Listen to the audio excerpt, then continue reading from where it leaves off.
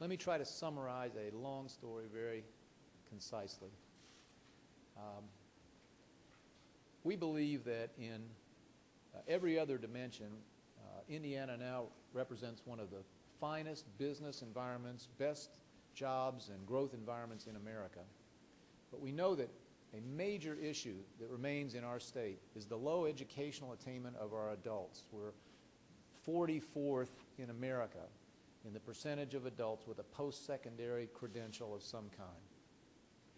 With the dramatic enhancement and growth of Ivy Tech under Tom Snyder's leadership, we believe we've taken a real step toward addressing that. But there's still was a large need here, as in other parts of America, for adults who wanted to pursue a 4-year degree to be able to do it consistent with all the other demands in their life. And I came over time to understand that the greatest opportunity out there might be represented by WGU, Western Governors University, the nation's largest nonprofit online university, growing very quickly, and distinguished by, as I see it, 2 principal features. One is that it is, as Bob would say, competency-based. The student can move at his or her own pace. You don't have to wait for a date on the calendar to take the exam. If you are ready and your mentor thinks you're ready, you can take it and move on. The average time to completing a degree at WGU is about 2.5 years. Secondly, the system is facilitated by mentors like Linda, who work with each student, try to help them across those difficult patches and help them with the challenges that arise. I like the fact that the mentors are rewarded or not based on the success of their students. We've made a lot of emphasis in Indiana higher ed about rewarding performance and completion of degrees, not simply signing people up. And WGU has understood that all along. So we have struck an arrangement which we're going to formalize here, as I see it, to create the 8th state university in Indiana and to fit, I think, very, very neatly into the largest single remaining need in Indiana higher ed, this opportunity to add, as Mark likes to say, to the family of opportunities in higher education in Indiana. This unique possibility for particularly our adult aspirants to pursue the college degree they've always wanted and needed on a schedule they can manage at a cost they can afford. So let me ask the leader of WGU nationally, Bob Mendenhall, to say a few words. First of all, I just want to say how pleased we are to be in Indiana. This is a great opportunity for the university to partner with the state and bring additional educational opportunity to Hoosiers throughout the state. And particularly want to thank Governor Daniels for his leadership and vision in seeing this opportunity and working with us to establish WGU Indiana. Just very briefly, WGU was established by 19 governors, Western governors, including Indiana, which is now West, really to expand access and opportunity to education. I think the initial thought of the governors was to rural populations that don't have easy access to a campus. But access is equally an issue for working adults who work full-time, and there aren't a lot of classes offered at 10 o'clock at night. And so we use technology to deliver the education online. It's computer-based, self-paced, individualized instruction, but with a very strong faculty component. So the faculty are full-time mentors of students and work closely with students from the day they start until they finish to ensure their success. Just a couple of facts. The average age of students at WGU is 36, although they range from 16 to 76. Most are working full-time. Of course, in this environment, some are unemployed and seeking a degree and better employment. But in general, we're serving working adults who were not able to get a degree in a traditional time frame, and this is an opportunity for them, even while working, to come back and earn a degree. I want to thank especially those distinguished Hoosiers who have agreed to serve on the advisory board for WGU Indiana. I think they'll be really helpful to us in terms of expanding the reach and understanding of the state as we expand in the state of Indiana. And we're especially pleased to announce Allison Barber as the Chancellor of WGU Indiana, who will have the leadership role within the state. A native Hoosier who spent some time in Washington, D.C., but is come back to the state to lead WGU Indiana. And I'd like to just introduce Allison and have her take a moment. Thank you, Bob. Good morning. Thank you, Governor Daniels, for your vision and partnership in establishing WGU Indiana. I'm excited about what we're going to do for Hoosiers here in the state. We know two things, or several things about adult learners. One is they come to higher education with different skill sets because of what they've already learned on the job. And they also learn at different rates. So what we've created is a model that plays to both of those strengths. So we're going to do some good things here for our folks in Indiana. I'm honored to be the Chancellor of WGU Indiana, and I'm really happy to be back home. Thank you, sir. Well, you're no happier than we are, Allison. And I just want to say that certainly a principal objective and assignment Allison has is to spread the news of this opportunity and explain it to as many Hoosiers as possible. I intend to help her any way I can. And so call on me whenever I can second the motion. We just want as many of our citizens as possible, as quickly as possible, to learn about this affordable, manageable, but very high quality, fully accredited, and proven high quality academic opportunity. Not that this program needed any validation after I dug into it, but it was certainly thrilling for us that the two, I think it's fair to say, leading philanthropic organizations in the country when it comes to higher ed, each decided to help us launch WGU Indiana. And so I want to say both to Jamie and to Mark, thanks for the money, but as much as that, thank you for the affirmation, because the whole world of higher ed knows what it means when your two organizations say that an endeavor has some value. So Jamie, would you please? Thank you very much, Governor.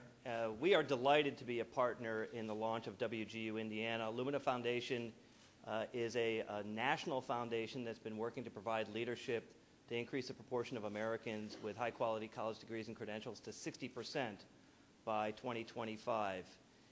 We need that as a country because our economic and social well-being depends on it.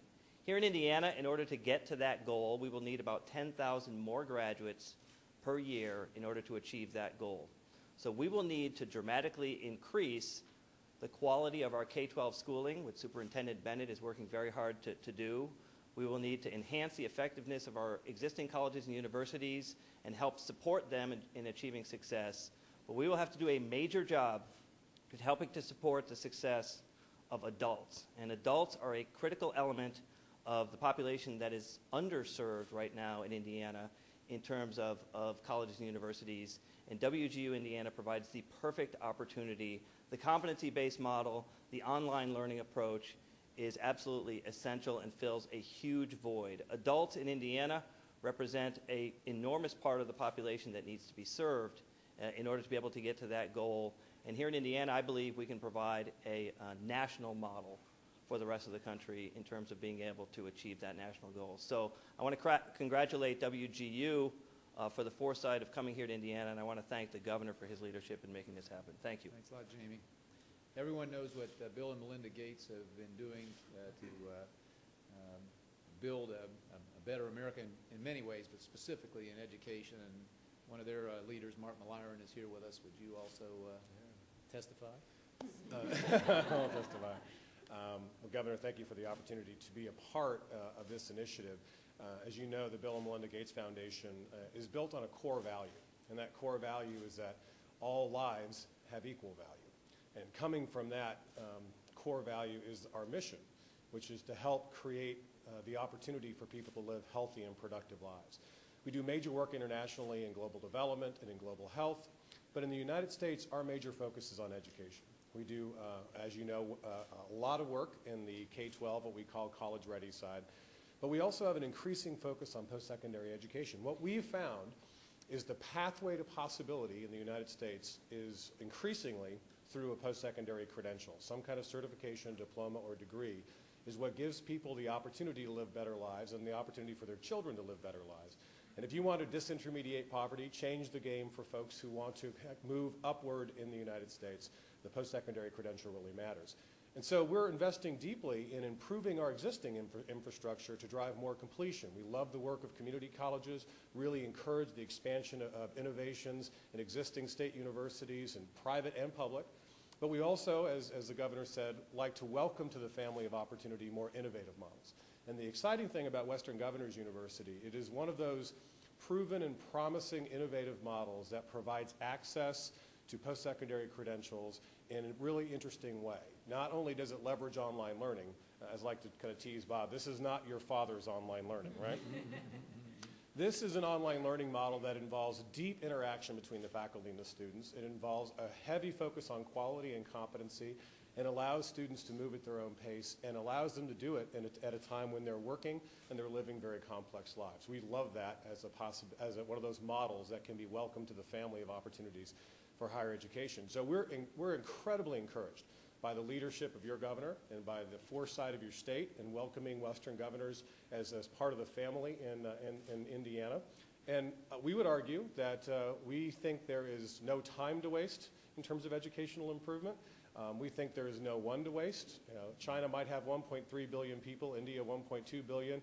They can only educate a quarter of their population and do well. We've got to educate a lot to be able to keep up.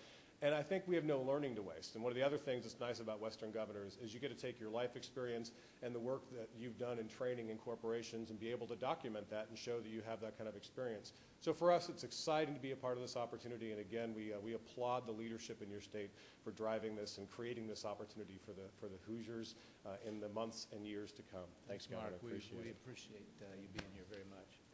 So Bob and I will, why don't you pull that chair up?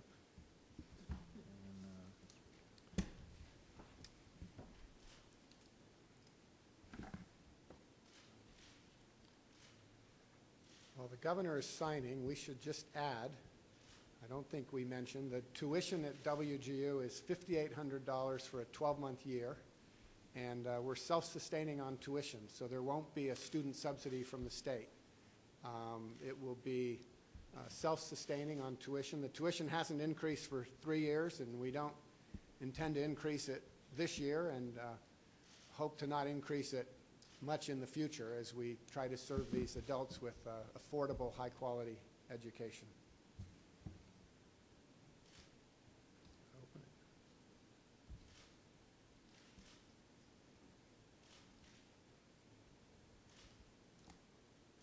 You keep that one, and maybe Allison's.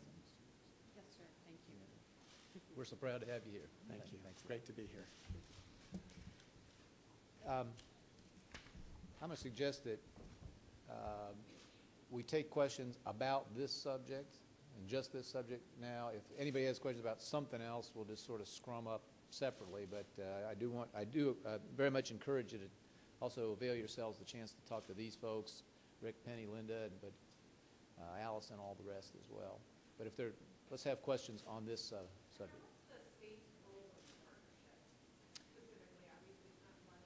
Right. If you look through the executive order, you'll see a number of the steps we're taking. But it is, while it won't cost the taxpayers anything, we've made certain that it will really have full standing with the Commission on Higher Education. We'll interact with it. The student loans will be fully available on a parity basis, as with any other of our state schools.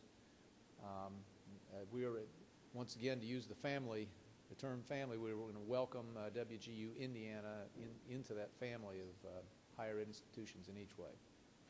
This may go to the same issue, but since this is an online university, what was the stop Hoosiers from going a year ago? Well, there were 248 when I first began, who had found their way to WGU when I first began looking at this, but we look forward to that number growing by an order or two of magnitude, Eric. And I should also mention that the university is establishing a physical presence here. and has already hired the first few mentors. We'll be training mentors at the headquarters of WGU Indiana, out of which Allison will operate. Will any credit hours earned from WGU transfer to IU this year? Yes, we're going to speak to Yeah, that. WGU is regionally accredited just as IU and Purdue, so credits will transfer smoothly between them, as with other universities anywhere really in the country that are accredited. And just to pursue that a step further, there have been some great conversations. There's already an arrangement between Ivy Tech and WGU, and a huge opportunity, I believe, will be for people completing an associate degree at Ivy Tech to transition to WGU. In fact, we're going to set up mechanisms, at least for alerting every Ivy Tech graduate of that opportunity and opening the door to them. Mentors will be hired here, and where will you be headquartered? So we've opened an office in Market Tower, right across the street. It has a capacity for about 30 people, but the model at WGU is we hire people, train them in the office for about 3 months, and then they actually go home to work, and we'll hire another 30 and train them. So more than half of our employees nationwide work from home, and we'll just hire as the student growth demands. Linda, for instance, works from home in Merrillville. So how much money did you get from Lumina and Gates, and what's that money used for? So Lumina gave us a grant for $500,000, and the Gates grant is $750,000, and it's really for startup costs for the university. We have to, of course, put the whole infrastructure in place before we have the student tuition to pay for it all. So we hire the mentors and train them in advance of having students, and obviously Allison is the chancellor, and then the marketing costs. So we will launch a campaign over the next few months to let Hoosiers around the state know about the opportunity at WGU Indiana. And does WGU have similar arrangements in other states where you have a state chancellor? Does every state have one? I mean, how many? No, this is the first step, thanks to Governor Daniels, to set it up in this way where we have a state-based presence and a state investment. We hope it will spread to other states, but this will really be the model for other states. Then I guess that's why I ask it. Then why do this at all? I mean, it's already available. There's mentors out there now. They just don't happen to be in Indiana. So why do this? Well, as I said, I think this meets a very urgent and specific need in Indiana in a very targeted way. We just don't want to leave it to chance. I mean, the opportunity, which I predict many of our citizens will seize as soon as they hear about it and understand it, fits our needs, and more importantly, the needs of our citizens. And so I do hope, having now spent some time with the WGU board, and there was huge excitement there about, in essence, this private label expansion of WGU. And if I hope that we will learn things here, and one day you'll see a replica of it or facsimile of it in many other states. Do you think the name Wesker Governors prevents some people from even considering it? Yeah, we debated this at great length. What's the right name for this thing? And this is what ultimately we came up with. But we talked about versions that wouldn't have had WGU in it at all. But I think that what matters more than the label finally is the content. And I think it will be very exciting to a number of citizens who've always wanted to achieve a college degree in life just couldn't permit it up to this point. Is it only for Indiana residents who go to WGU Indiana, or how does that work? Yes, we've created it so that Indiana residents will be part of WGU. Indiana will be eligible for state financial aid, and students everywhere else will be attending WGU online. How many students does WGU have? 20,000 in all 50 states. Growing very fast. How many from Indiana? We take 248 to Yeah, we're now at about 280. 208.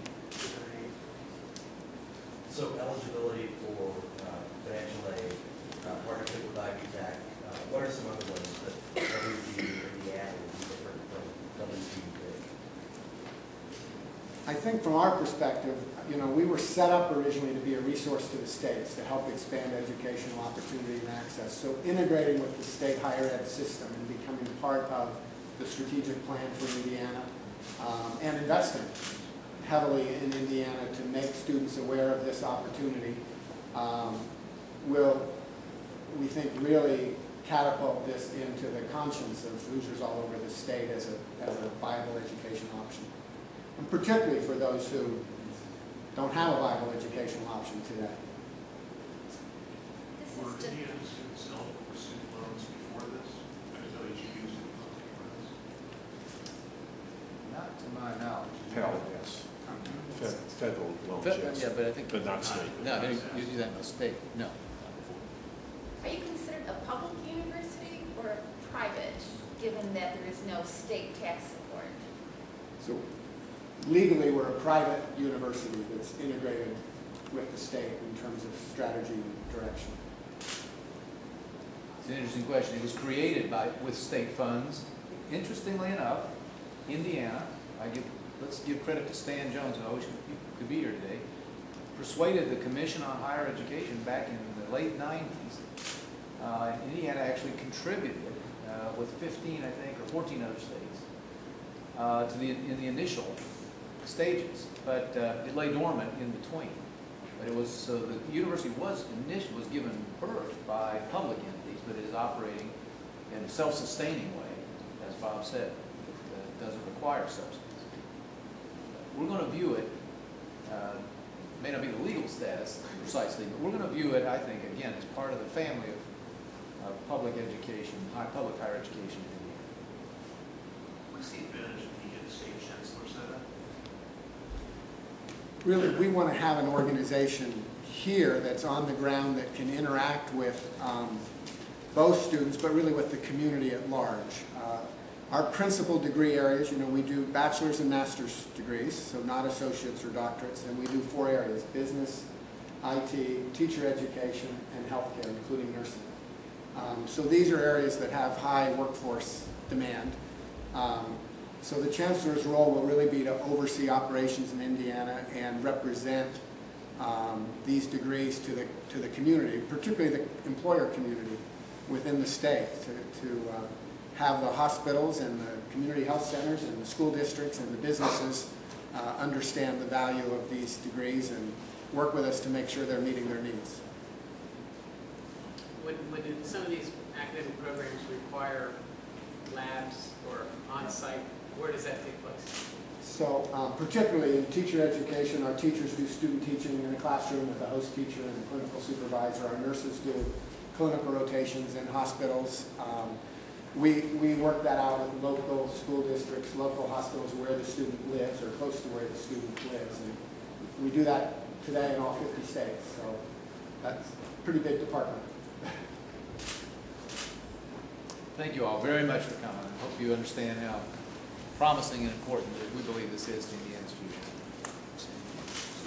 Thank you all.